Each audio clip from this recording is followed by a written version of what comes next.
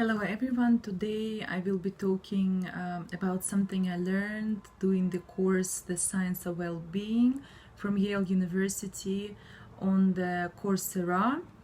And the first week we learned that there are 24 character strands. I will send you the link for this character strands so you can check. And on average, every person has 4 main character strands.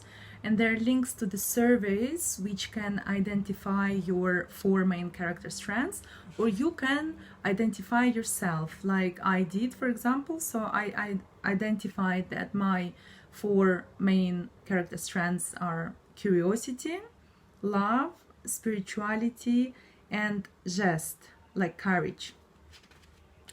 And it's very important for example, finding the perfect job for you, or when we are in the flow, it means that we are using these character strands, and it makes us enjoy the things which we do and feel really in the perfect state of mind. I would put it that way.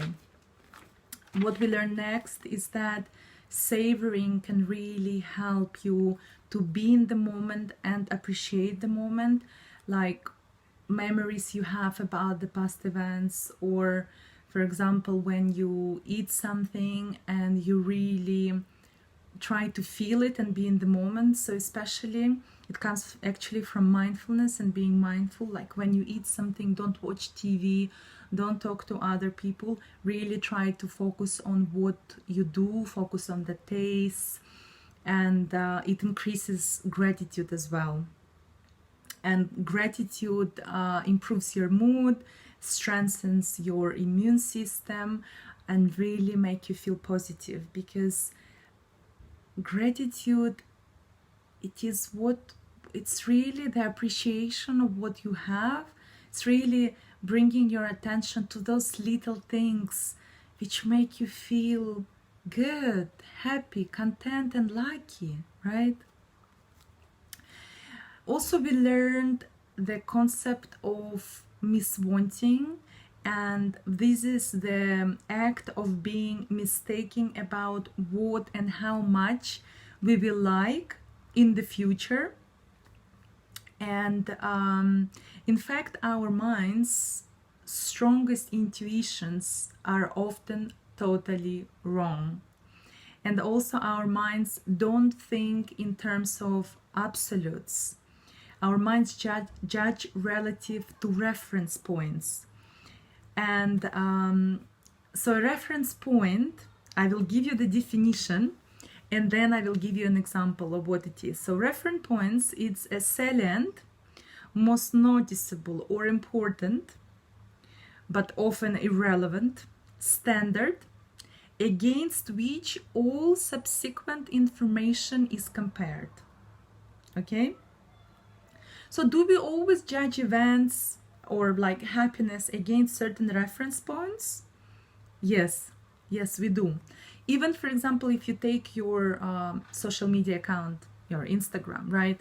So you have, for example, you see a photo of a friend who looks really super slim, with a big smile, with perfect makeup, perfect hair, and your mind takes it for a reference point.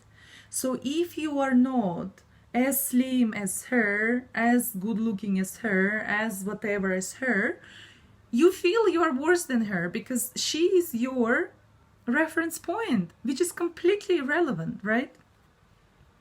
So, for example, they did an experiment, and they were in sport. There was a sport competition, and 3 people won bronze, silver, and golden medal. And who you would think be the happiest person out of them all? You would say gold medal winner, right? No, it's wrong. Bronze medal winner was the happiest one, because he thought that just by second, if he missed that second, he wouldn't get anything. So just this realization that he won a bronze medal, like he was so lucky, made him the happiest one. And also we learned there was a question: do reference points also affect happiness judgments in daily life, like good job, like good salary? And yes, they do affect that as well. So first reference point, it's how we create reference points, okay? How we create them. Some reference points are based on our past events. And for example, if talking about the salary,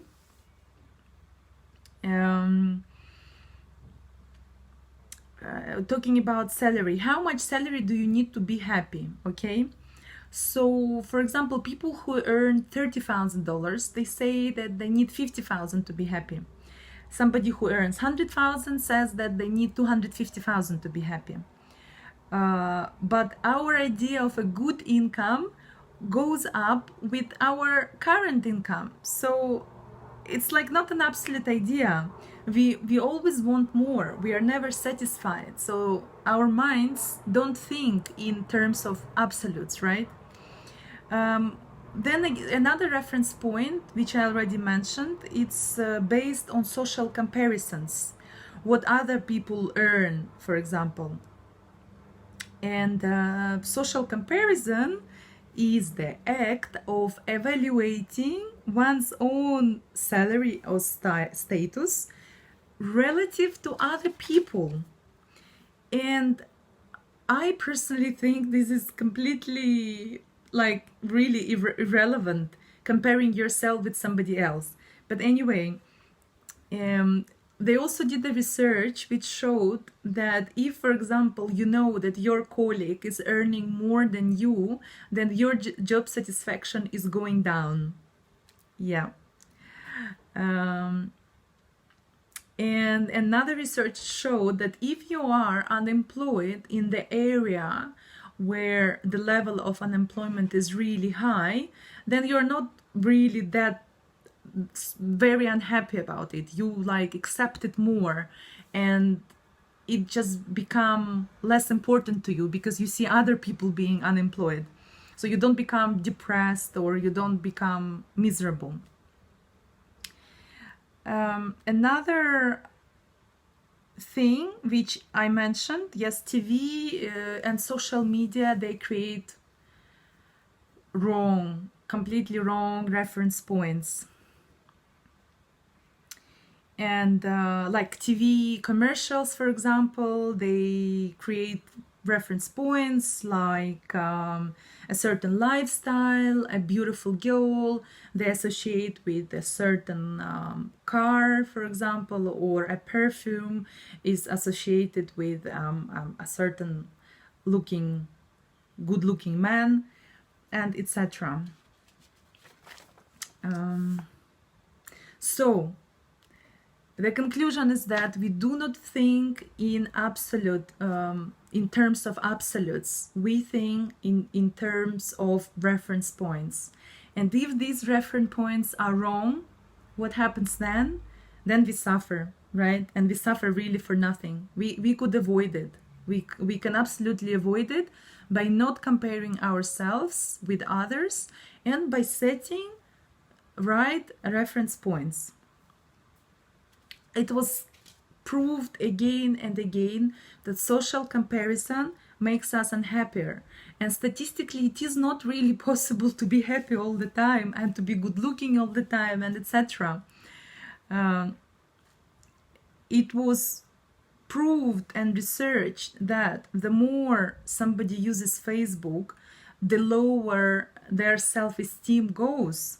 There is a correlation. And if, for example, you compare yourself to somebody who is not active and doesn't post anything on Facebook, so you will think that this person, nothing happens in that person's life, you will feel good, okay? But if you will see somebody who is really active and travels and goes to the restaurants, then you will feel bad and your self-esteem will go down. Social media, this is really the key point for me here. Social media creates fake reference points. and mind really doesn't use any filter. Okay, that's all for now. I hope you got the gist of what I was saying and you will stop comparing yourself to others. You're unique, and your unique is the best.